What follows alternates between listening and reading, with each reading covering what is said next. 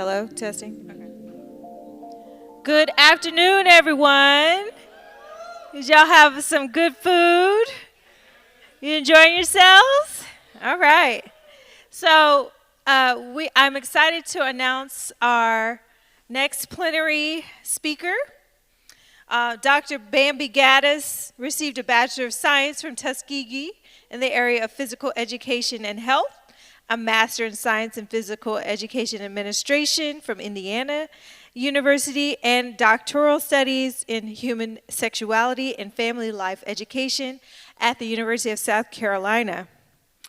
She has committed the past 40 years of her professional life working in the area of human sexuality with a focus on HIV/STI community level mobilization, behavioral intervention and research, technical assistance, capacity building, and the elimination of other health disparities. Dr. Gaddis is a powerhouse and has been doing this work in South Carolina for almost 3 decades. And we are so honored to have her to come and speak with us today. So please give her a very warm, enthusiastic proclamation at the intersection. Welcome to Dr. Bambi Gaddis.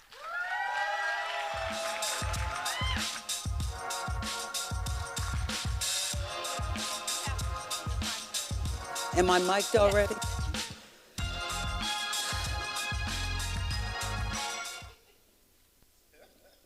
That was good.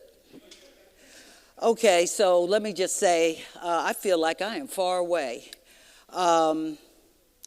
So I want to first thank Dr. Matthews for inviting me. I had originally reached out to her, and I said, well, can I do a workshop or something, or can I just get in this space? And she went way beyond the call of duty. And I should tell you that I'm a woman in transition.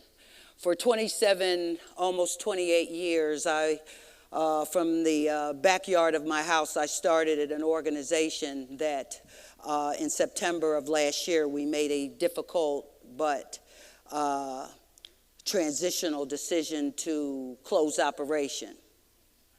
So I am in transition, but it's a spiritual one. And so, when God tells us it's time, you either follow instruction or figure it out on your own accord. So, I prepared something slightly different before I got here, and then I started meeting some of you and learning why you were here. What was your why? And so I kind of took another course. And so after almost 40-some years of working in public health, I realized that this setting right here is the first time that I've sat in a space where faith-based organizations came together. That this has been a long conversation. I've read all of these. I was sitting with a colleague today, Cornelius, talking about how many campaigns have we been through. Only to be thinking about and feeling like sometime that we're right back where we began. And so you're speaking to someone who's soon to be 67 in September. I am a wife again for 28 years to a man that has been through it with me in our journey in HIV. I am a mother of a almost 42-year-old. I am a grandmother of 2 grandsons and now a great-grandmother. You are talking to a woman who's on bioidentical hormones. For those of you that don't know what that is, if you don't, you will. It's when you have that moment where your body tells you that your hormones are readjusting themselves. And so about twice a year, I get pellets in my backside. They are testosterone and estrogen pellets. I take a progesterone supplement, and I'm a whole new woman. And my husband loves it. He knows when I'm depleted. So I decided today to think about what is it that we must be about to rekindle the fire that for some of us we lost and for some of us that we need to start. And so rekindle means to cause to begin burning again. And how do we move the burning that we feel in this room with people who have inspired us and who are redirecting us? What do we do when we leave this room? What are we going to do when we get back home? Well, we may be the only one who's trying to rekindle or kindle a fire that other people around us don't want to see. So just for the record, everybody... Okay, if I press this green thing, it's going to do something, right? Okay. So I decided, like most of the people that we serve, that come in our congregations, that come in our offices, they come from a past. Then I say, well, where are you from? Old folks used to say, where are you from? Where are your people from? So I am from who or what ignites your passion and drives you to do what you do. And so I just wanted to show you who I am and who I am and I am from. You are looking at a man who was born in Charleston, South Carolina, who was so small that he was in a shoebox. And when he grew up to be a black man in the South, they only had a couple of jobs for him. He met a Jewish man who taught him how to make that suit he's wearing. The baby in his lap is my mama. And the woman with him is a woman who gave me my name. I have her middle name of Octavia. She was a product of a white woman and a black man who grew up in an orphanage. And my mother passed recently at 97. This is my daddy sitting in the lap of his daddy. I don't know who them ugly ladies are, but I'm just saying, you look at him and say, who are those people? But he was from West Virginia. He wrote speeches for the governor. He worked with Veterans Administration. That's me when I had hair. And as usual, I was talking. That's my mama. This is my mother and father. He went to Hampton University. She went to Hampton as well until they found out they snuck off and got married. And in them days, you couldn't be married and live on campus. He went to the Army after he got in a fight with the football team. His daddy sent him to the Army. He came back and finished Hampton years later. And constructional engineering. My became a housewife.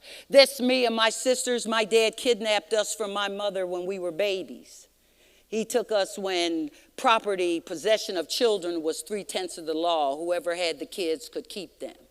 And so at the age of 8, 10, we were a little older then, but at 8, 10, and 2, my dad took us from my mother and moved us to another state. So we were the Ware girls. We grew up with a single man. I didn't have a mother. We had housekeepers. They do our hair and cook for us, and we would come home. We were the beginnings of latchkey children that stayed home. That's my brother. My mother was pregnant with him, and my dad took us from her, and we found out we had a brother years later. That's a picture she sent my dad. That's a whole nother story. Anyway, he worked in housing. I was sharing with some of the folks that we were the only black family in an all-white United Methodist church because he fell out with the black church. That's another story, too. He was director of housing. It was in housing that I learned that to have a safe place to live meant everything. So Dr. Martin Luther King said, engaging in civil disobedience is needed to combat unjust laws and human rights violations. That's why we're here today. That it's not just about giving our praises. It's also about how do we translate our praises into addressing civil rights violations. How do we mobilize faith communities in ways that they should use their voice, not just to raise God up in who he is to us and to our community, but how do we impact people who are sitting in spaces, who make decisions about our lives? So when you look at this picture, what do you see? Don't everybody say something at once. What do you see?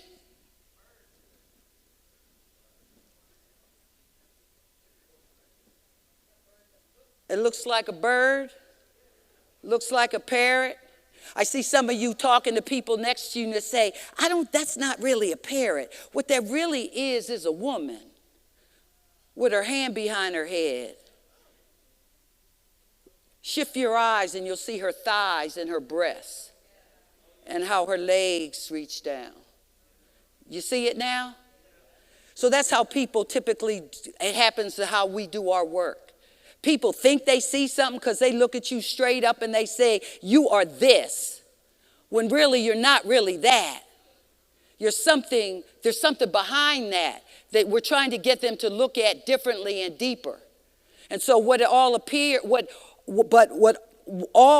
may not be what it appears.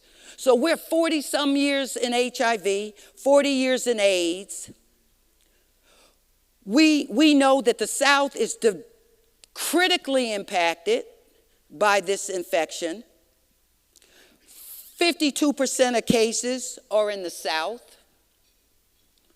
But yet we're talking about people that have to drive 45, 50 miles an hour to get to medical care. We know that men are significantly impacted by this infection. And I'm not reading all these slides because the data is clear. The data has been given over and over again to people who don't look at data. Men drive the epidemic. Why should we focus on men?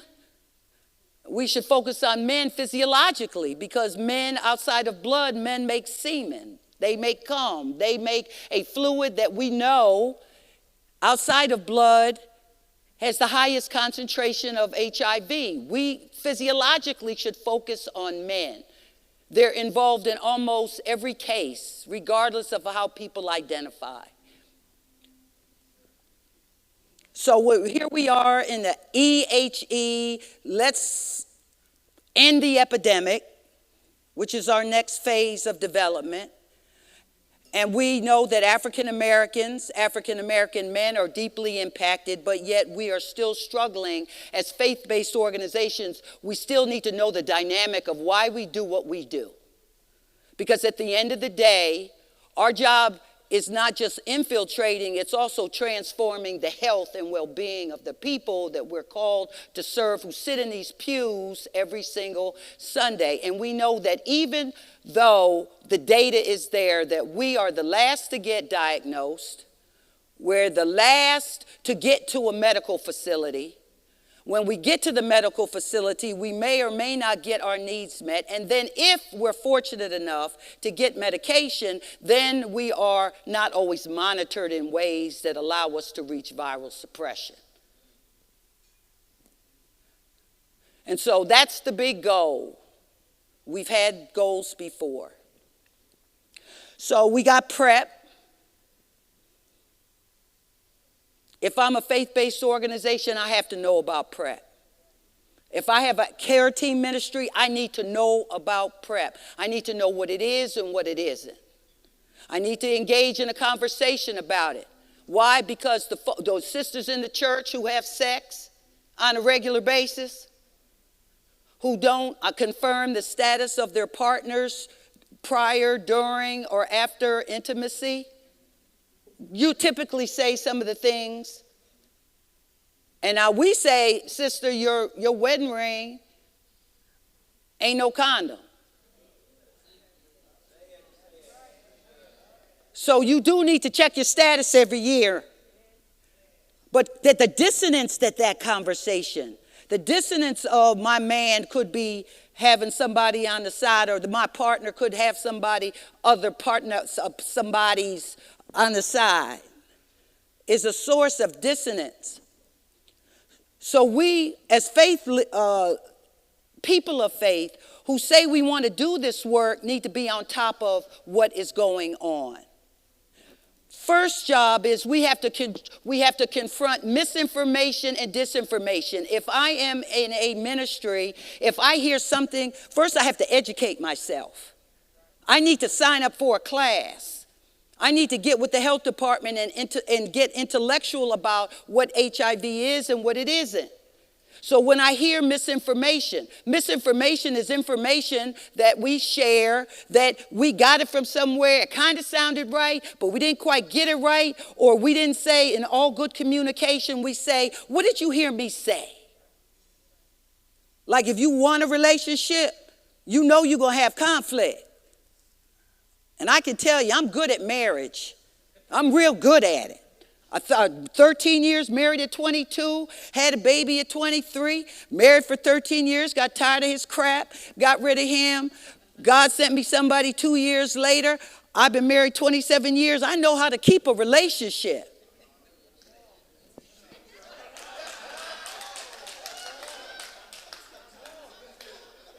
But I still get tested. Anyhow, misinformation. That means that if I'm going to maintain a relationship that I value, if you're saying something to me, I need to ask you, what do you think I was trying to say to you? And then when they tell me, I'll say, yeah, that's what I meant. Or no, that's not what I meant. Or you're right, but I need to add this. Why? Because you're seeking clarity. So part of our job is to know how to listen and then translate things that people got kind of wrong. But then you got some straight up lies. Some lies. Somebody was on Instagram, somebody was in the White House, somebody was somewhere talking about some straight up lies about this issue, or people who are impacted by this issue. We should be calling that out. When I have to say to my pastor,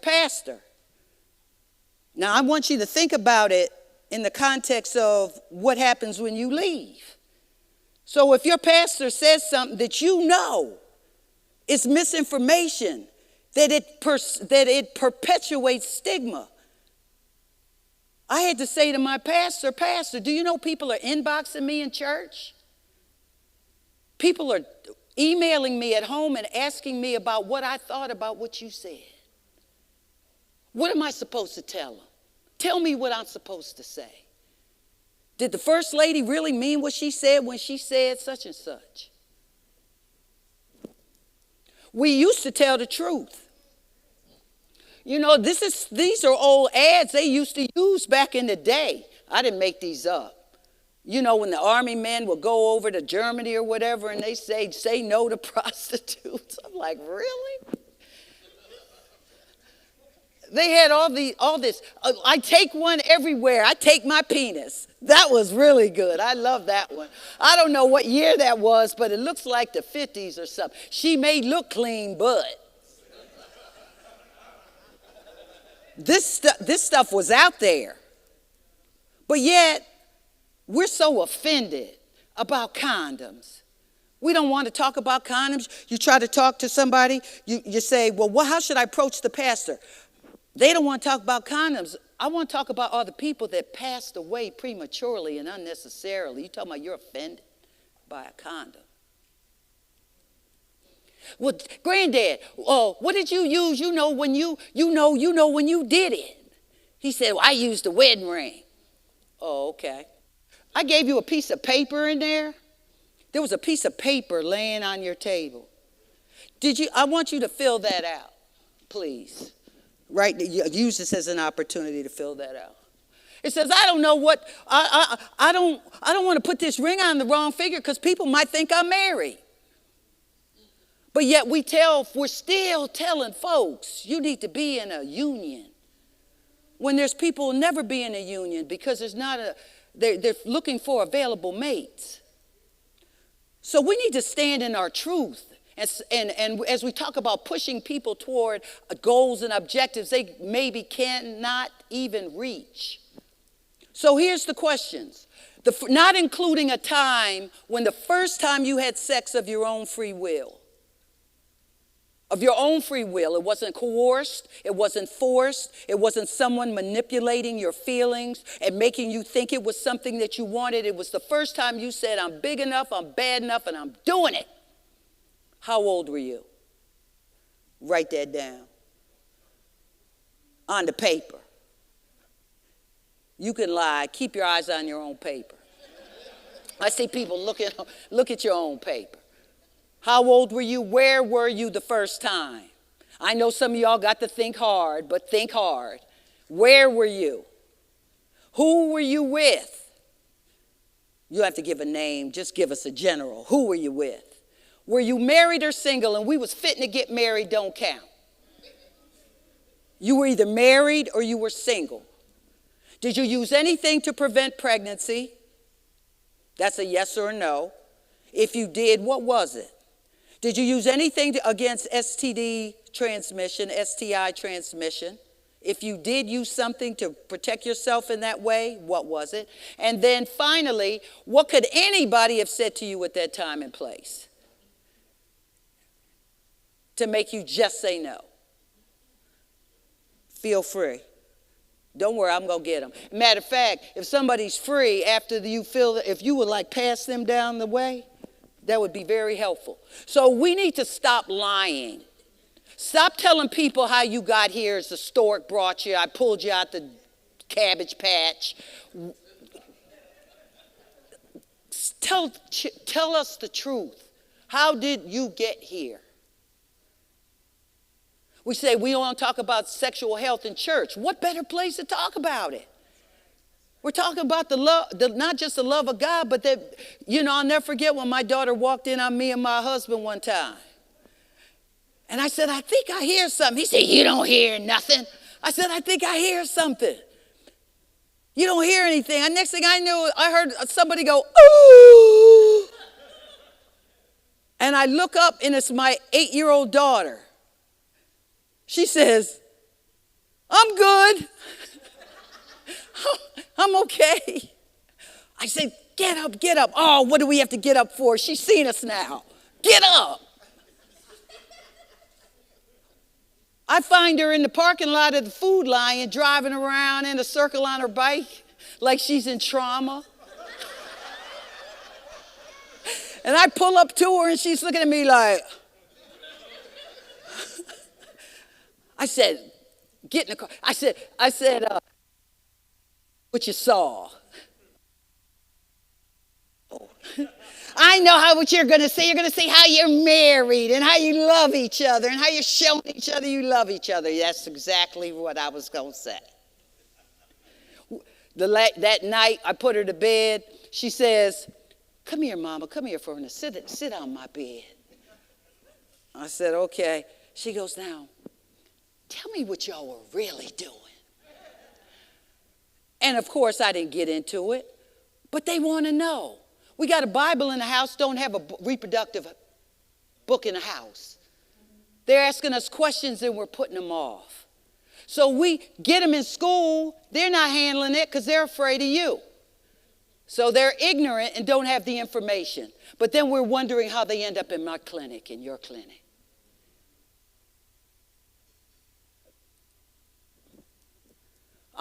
One thing that bothers me about taking this sex ed class, well, I'm not sure if I'll get grounded if I get an A or an F. If I talk about it, you're going to punish me. If I get an A, you're going to say, I think I know everything. What are you doing? Let's make a decision about where we want our children, our faith communities to talk about, are we punishing them because they got an A, or are we punishing them because they got an F? Because most people are like this. Most people, like when you see the pastor you just got done cursing out the kids, and they show up at the door and you say, oh, hey, pastor. Oh, it's so good to see you. And you just got done telling the kids off. Why? Most people show something that they're not really. So when people are watching, or they say, hey, the car's coming. As soon as the car comes, they go down in position. Show them what they want to see. Be who you want them to be. But when they leave, you back to doing what you was doing and being who you were being. Which one is it? We have prep, but nobody knows about it. Why is that? Why can't we talk about prep in the church?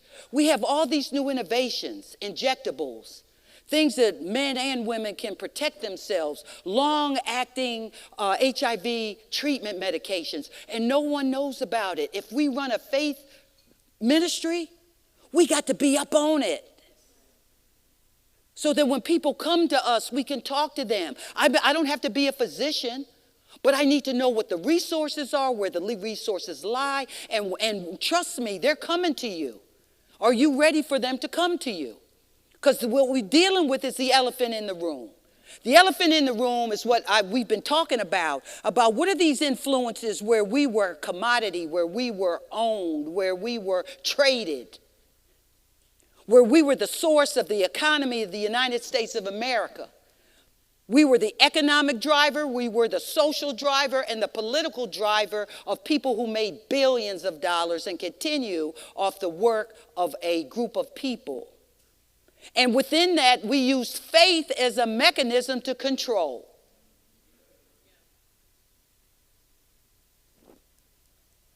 And that underpinning using Christianity, back to using Christianity as a source of control, has led to the impacts on racial identity, on manhood, on womanhood. I changed the slides where I talked about all of the travesties and how those things impact how we even see our bodies. When you could be out on a beach and see a beautiful black woman who's feeling some kind of way about being who she is.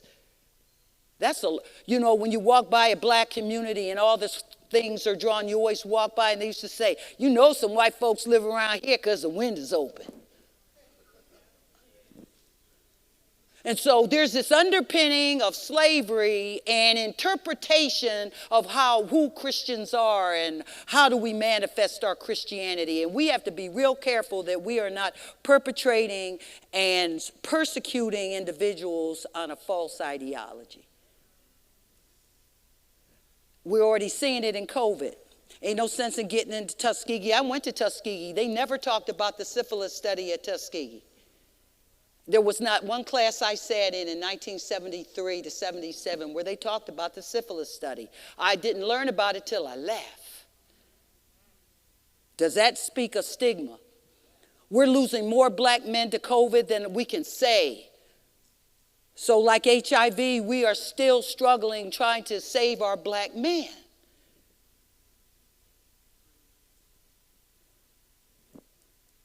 Because we know it's everywhere.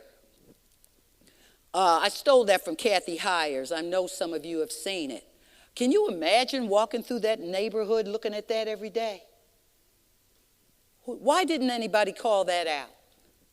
So what I want to spend the last few minutes on is talking about how did we as an organization begin the process of building a faith-based organization, faith-based project to address some of the concepts I'm talking about. We started from nothing. We kept asking, why is only white churches got care team ministries? This was back in the 90s. Why is it that none of us are involved? How do we get involved? I found I got the funding from writing a grant. If you don't know how to write grants, you need to be getting in a class. If you're running a faith-based ministry, you have to have someone in your church, and this is the conflict I was in, because there was a intention of mine originally to really get into the framework of what it required. That's another visit, Dr. Matthews, if I can visit at another time. The actual research framework that was used. But I'm giving you the basis of how it happened versus the output. that came from it. So we started with our care trainings. We got funding from alcohol and other drug services. For a whole 2 years, we went from community to community doing one-day in-services on HIV prevention. We dealt with attitudes and beliefs. We dealt with building their knowledge. We required that more than 4 people, at least 4 people from a faith setting come into that training. We never just accepted one person, because then you don't have anybody to process with. So we typically had a group of about 25 or more people. They represented different denominations and different churches. We publicized in their community that we were doing this one-day training. And every single session we had, we collected data on what they knew and what their attitudes were. That data we kept. So it was called eye care training. We did faith walks. We were funded from 1999 to 2012, and during that 2-year period, we worked within 4 rural counties. It was funded by the people you see. Some of those names aren't even the same anymore. But the data that we collected from doing workshops with these faith communities, one by one, served as the basis for us applying for this anti-stigma initiative that through the Ford Foundation. So what I'm saying to you is you got to build. You don't have to do everything at once. You start with something simplistic. Offer training. We hosted town hall meetings. Stand up real quick. If you know the name of the person who represents you in your House and your Senate, if you know their name, stand up. Let me repeat my question. If you know the name of the persons that represent you in your House, I'm not even going to go county and city. I'm just saying House and Senate. Okay. Now, of those of you that are, so the first message is, if you don't know who they are, find out who they are. Don't sit down yet. Of those of you that know the names of them, when they see you, do they speak to you? If no, have a seat. If you see them in the halls, do they recognize you to speak to you? What does that say? Make them know who you are. Set up a meeting with them. Tell them what you do. Tell them your why. Tell them how economically it's to their advantage. And then finally, of the people who are standing, have they gotten you anything? Did they give you any money from the state legislative proviso? Did they do anything financially or politically to advance your cause? So do you understand what I'm saying? Somebody says, oh, well, I have a relationship. I know who he is. If they ain't got you no money, you don't have a relationship. If they didn't change some policy, you don't have a relationship. You know who they are. They know who you are. Make an appointment. When I'm at the State House, I don't see us. We're not there. For some reason, we feel like with all these churches, we feel like we don't have the right. You have the right. You are voting citizens. Of course, there's power in numbers. But we got every single one of these legislators to host these town hall meetings, and we brought to them a conversation about what you gonna do about this. Put their name up there in lights. They love it. We hang out in the hood. We go down to the hood with the homeboys and say, yo, we need you at this meeting on this particular day and time. I'm not just looking for people with resources. We took a play. In the same communities, we found some artists. We took a play and put the names of the legislators. They were Republican. I'm bipartisan. I don't care. I don't need you to like me to get this work done. Matter of fact, most folks don't even, they got their personal agenda as to why they would even meet with you. So keep your ego out of it.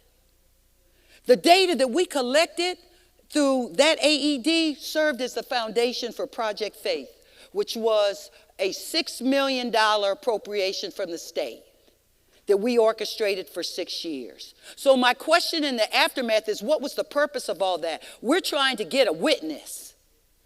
They say, can I get a witness? How are we developing witnesses? We're wondering why we're losing so many young people in the church because we have witnessed horribly. So it was a $6 million appropriation. It was designed to build capacity of churches and other faith-based entities to create local solutions and local problems. During that time, we funded 24 directly. You see the years we funded those churches. Typically, an award may have been about $25,000. Those same churches we funded were linked to health departments so that they would have easy access to health information. We funded positions in part-time in those health departments to make sure that those churches had easy access to the people that needed to give them health information and to provide them with some form of technical assistance. We provided TA. We could, as many of you were doing, we collected data. They were required to give monthly reports. We started Celebrate Recovery Ministries. If you don't know anything about Celebrate Recovery, it is definitely a ministry you can incorporate into a healthcare setting. And then there was Satir. For those of you who are from North Carolina, there's what is the Satir Institute. It is definitely, when you talk about trauma, and how do I support people living with HIV? Satir is definitely a model that you would want to look at. We did technical assistance and capacity building. We trained them how to write grants so that when they applied for our grants, they knew the dynamics of how to do it. And many of those churches are still viable, and now they're writing grants for cancer and sickle cell and all other types because they learned about the fish and the loaves. And tell me people won't show up. They'll show up. They will show up. You just have to have something to offer. Capacity building. It's not that they don't want to know how, they don't want to do it, they don't know how. And that is our job, to help learn how. I'm not going to address this because we don't have time. But this was the model. So I'm going to, if you give me your card or you give me some way to connect back with you, I will make sure that I'll send you a cluster of journal articles that were written on Project Faith, its outcomes. And so every single element of this model is addressed in those articles. So you'll look at inputs, individual things, organizational and community things that you want in place before you really build your ministry.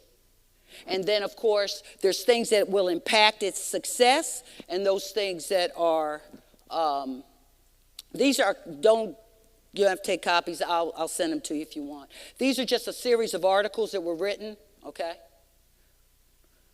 This one is on stigma. That was the work related to the town hall meetings. That's something else. And I want to use this. You see this little card in your... please, when you get an opportunity, when you have a down moment, I want to give shout out to Dr. Ulysses Burley. I think he's in here somewhere. That's my boss. Reverend Sanders, Dr. Stefan Wallace, and Dr. Burley have been critical parts of my ability and opportunity to work with the HVTN. And so our focus has been educating faith leaders and lay persons, et cetera, trying to build their capacity to understand clinical trial work, what vaccines are and are not. And so that's my shout out. Get that, Dr. Burley.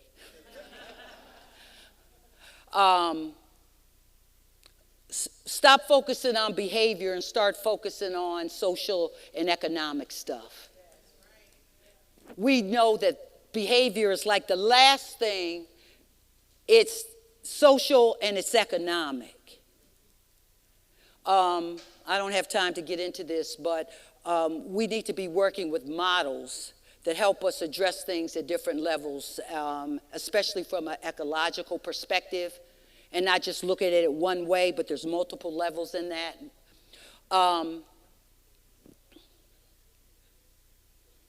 Falling on deaf ears. Some of it's in here and some of it's out there.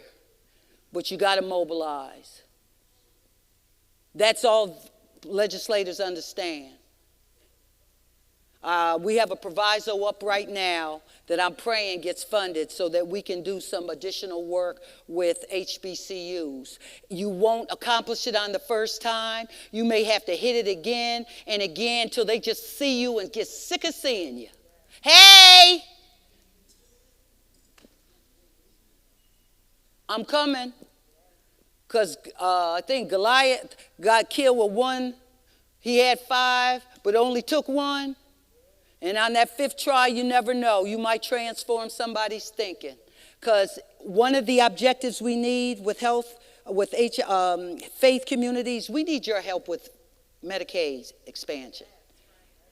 So we can get the resources and health coverage that people need. We need to start being intersectional in where we put our work. It's not just with the church. You could take your faith ministry into any one of these places. Especially alcohol and drugs, especially homelessness, mental health. Partner with a mobile unit. Go out with the mobile unit. Be part of their outreach staff. And so we're confronting intolerance. We're going to work with people who we don't like, people who traditionally we know don't like us.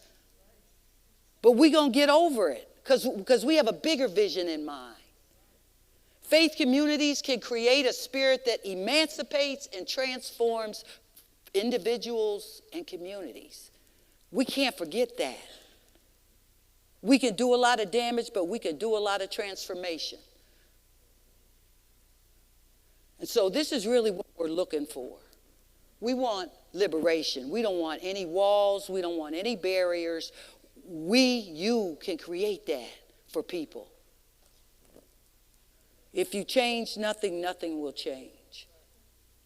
So about this enclosure, about this reality check, do you got those papers? Does somebody have those papers? Yeah, can I have them real quick and I'm done? You don't have to fold them up in 90 pieces. We ain't going to look at them. Can you open those? Oh, now see, y'all, really.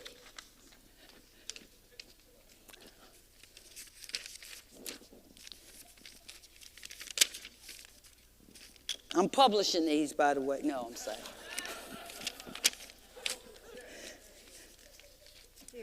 Thank you. Okay, just as a quick reference, my final point. Okay, so here we go. I was 16 in a vacant house. I was single, didn't use anything. Nope. And what would have stopped me, there was a chance I might be HIV positive. Yeah, okay. 18 at the dorm room with my boyfriend, we were single. Let's see, 17 at my parents' house. Oh, by the way, they always go to the man's house because they don't get supervision. Women get all the supervision. You want to get it at the dude's house. 17, single, use the condom. 17, in the bathroom with my boyfriend, single, pull out. That was their method of pray. You know, I'll come out before I come. You know, I got this under control. 5, in a place, it was assault. It was an assault. 14, in his house with my boyfriend, single, we used the condom. 7, my house. So we should know that anything of a certain age didn't apply to this process, but you know but that's the reality of things. 19. These are some, this is 17, 12. We were single in the car. You know, the older people are, the more likely they are to say car. Barn, backyard, in the bushes, you know, that kind of stuff. But anyway, 13. Okay, so let me just tell you as a closure point. as you go back to do your work. Ladies and gentlemen, we've been preaching abstinence. Wait till you get married. Ain't none of y'all wait. I ain't seen no virgins nowhere up in here yet. I've been shuffling through these papers. I don't see no virgins. Is it a great aspiration from a health perspective? Absolutely. Will it keep you from getting dogged out? No question. But at the end of the day, as faith communities, we need to we need to stand in our truth and admit that we're professing a standard that we didn't even follow. And if you didn't follow it, when you had church every Sunday and Bible study and every single type of inspiration you could think of, and you still didn't follow it, stop lying. Let's look at what do we need to do to really transform how young people, how we witness, so we can get this work done. Because people will understand it when we witness and stand in truth. So that's my public health message for today. And I am grateful for this opportunity. Thank you.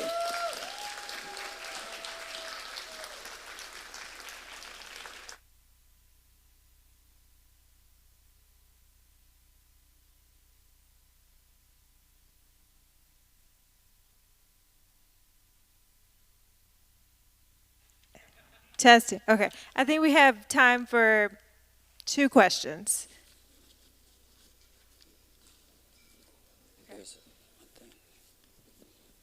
You're already mic'd. I'm mic'd.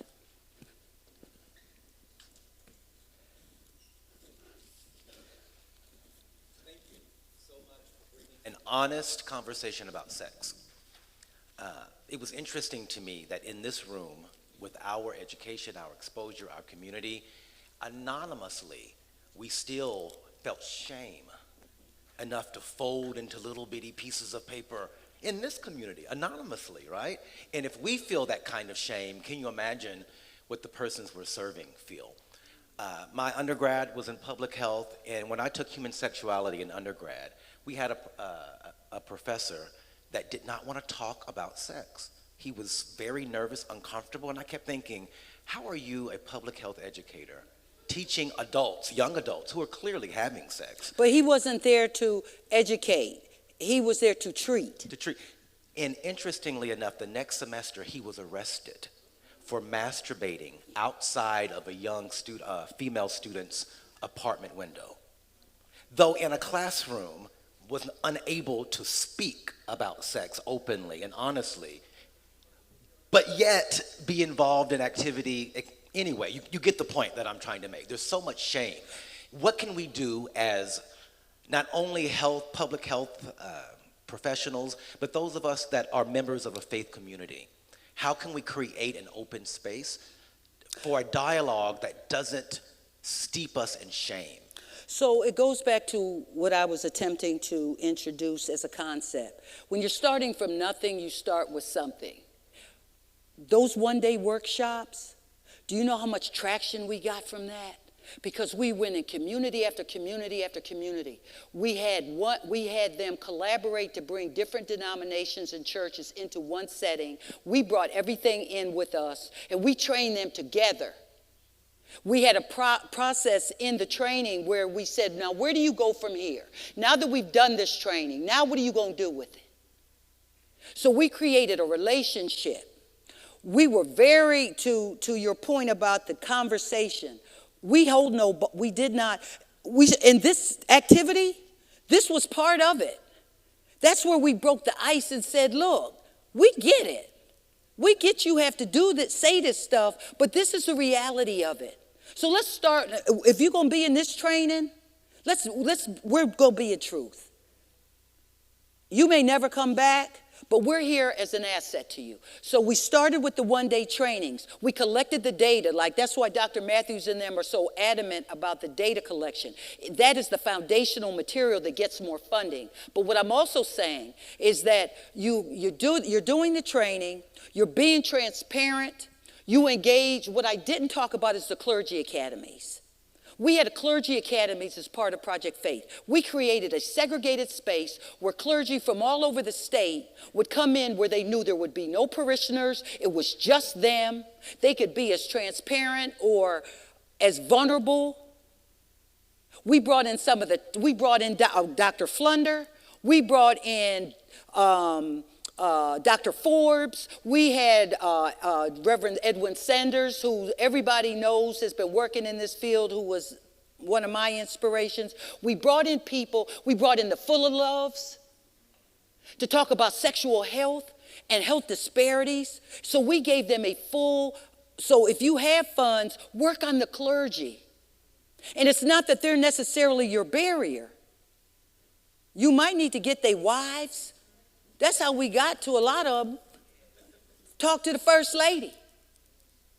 So you need to do your homework. You can't just walk into a faith community with your message. You need to do your homework, know who the leadership is, who are the deacons, who are the people who really are in leadership. Do they have a health care team?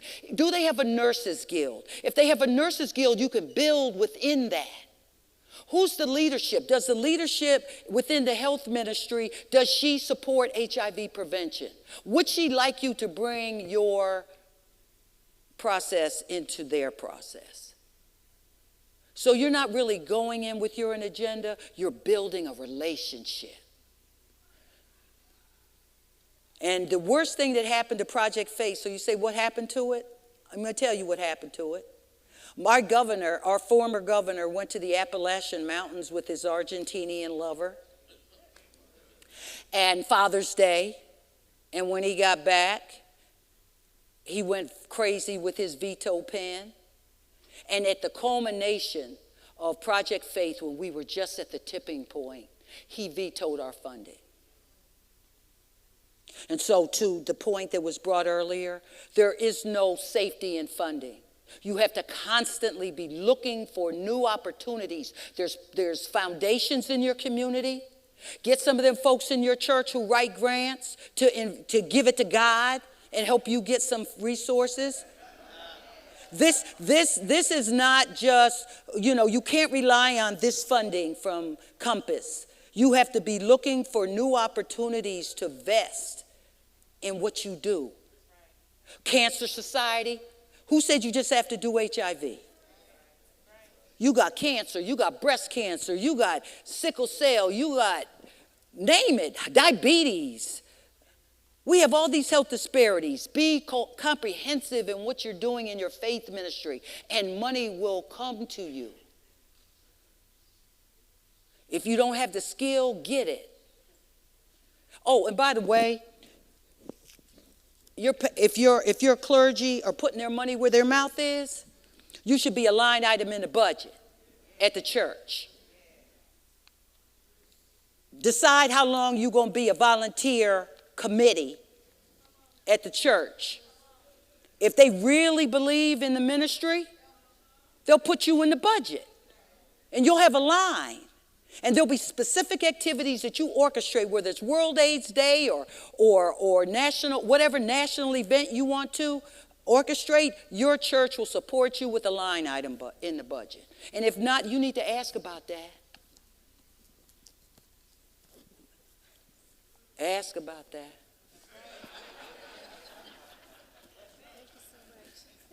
I'm done.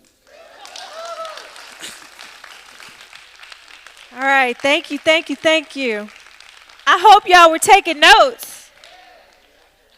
Those were some amazing ideas on how to get your stuff off the ground and make it more sustainable. As we mentioned, we do have those worksheets in your folders. We hope you all have been taking notes, thinking about how you can incorporate some of these things into your own work. Tomorrow, we will be having a working session and asking you about your plans. Y'all gonna be ready with some plans tomorrow? Okay. So a couple housekeeping things. We had some interviews set up for some people. You should know who you are because we've already contacted you. If you don't know, if you haven't been contacted, you're not being interviewed, all right? So for the people who we have contact about being interviewed. We've had to move the interview room a couple of times because of lighting. We are still working on getting that set up. So disregard the interview schedule because we're obviously off of that. So we will pull you in when we are ready for you to be interviewed. And so just be ready. We'll be pulling you to the side. I think, what was the other housekeeping? We have a new session to replace the one with Africa McClatty. That will be with Jay and Raja, and that will be in, I believe, the Hepburn room. And yoga, because the yoga session was supposed to be happening around this time, and we moved Dr. Gaddis's talk to later, we are going to move the yoga session to Lee. So if anyone is really not yoga, it's more like meditation. So if anybody still wants to do that meditation, we're going to move that session to the Lee room, which is down the hall.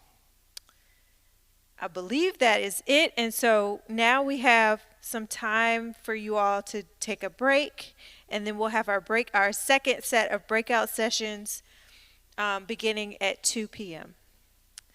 Thank you so much. Y'all are great, and we really appreciate y'all being flexible with us as we make these changes. Thank you so much.